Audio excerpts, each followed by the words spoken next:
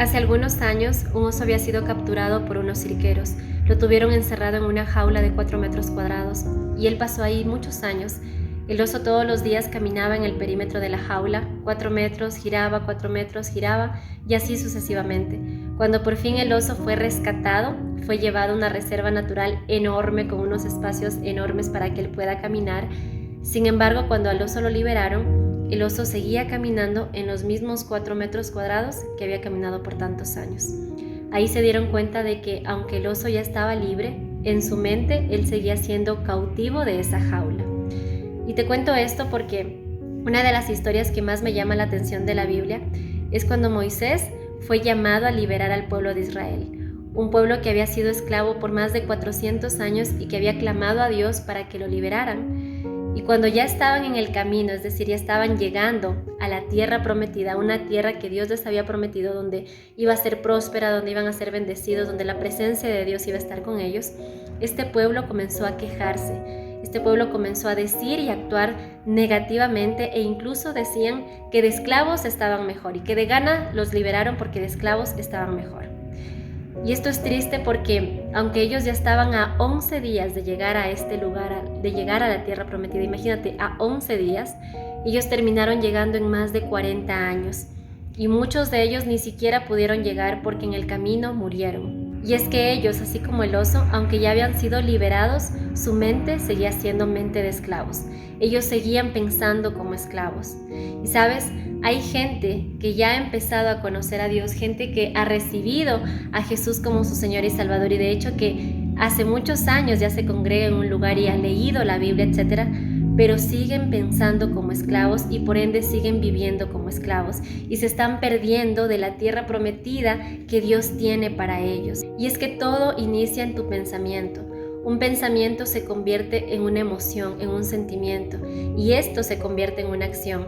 Y si tú piensas como esclavo, vas a sentirte como un esclavo y vas a empezar a actuar como esclavo. Por eso Dios nos dice que cambiemos nuestra manera de pensar, es decir, que renovemos nuestra mente. Y renovar la mente implica empezar a escuchar de forma intencional la palabra de Dios, empezar a aprender lo que nos dice Dios, empezar a tener una comunión plena con Dios y comenzar a creerlo, comenzar a ponerlo en práctica para empezar a ver los resultados que tanto anhelamos en nuestras vidas. Y nos enseña que hay cosas que nosotros de forma intencional debemos decidir.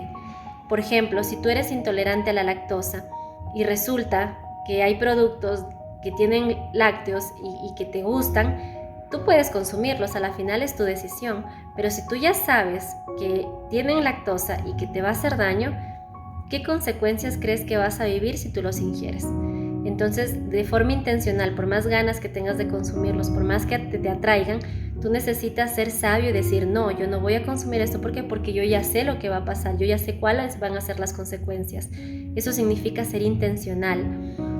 Y muchas veces nosotros, para poder andar en este caminar con Dios, necesitamos empezar a ser intencionales. Si hay cosas que yo sé que no le hacen bien a mi cuerpo o no le hacen bien a mi mente y yo las sigo haciendo porque resulta que me da ganas, entonces en realidad no estoy poniendo en práctica el consejo de Dios.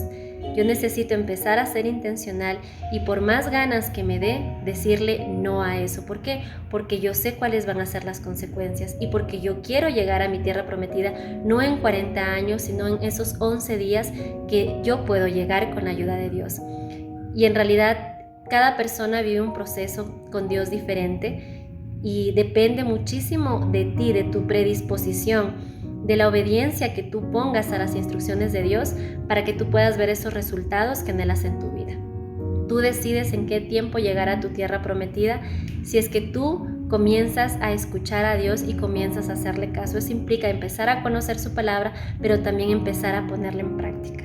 Así que yo te invito a que de ahora en adelante, cuando hables con Dios, una de las cosas que le pidas es que te enseñe a vivir con la libertad que ya te ha dado, porque tú ya eres libre, pero sigues pensando tal vez como esclavo. Entonces pídele que te enseñe a pensar con esa libertad que te ha dado, que te enseñe a pensar que ya eres libre del temor, ya eres libre de los vicios, ya eres libre de la mentira, ya eres libre de tantas cosas que no te hacen bien y que te tuvieron esclavo por muchos años, pero ahora Con Cristo Jesús tú ya eres libre, así que pídele que te enseñe a vivir con esa libertad para que tanto tú como las personas que están a tu alrededor puedan disfrutar de la obra maravillosa que solo Dios puede hacer en la vida de un ser humano.